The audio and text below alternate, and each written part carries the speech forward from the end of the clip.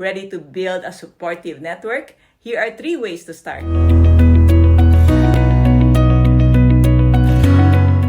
Ever feel isolated and alone, hesitant to reach out or build relationships? It's a common challenge, and here's the question. Can you cultivate meaningful connections and find fulfillment in your professional journey? The truth is, leaders who prioritize connections lead fulfilling lives. Don't let fear of reaching out hinder your sense of belonging. Ready to build a supportive network? Here are 3 ways to start. Be proactive. Schedule coffee chats or virtual meetings with people you admire. Join communities.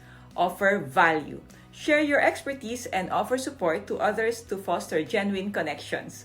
Remember, strong networks provide support, guidance, and inspiration.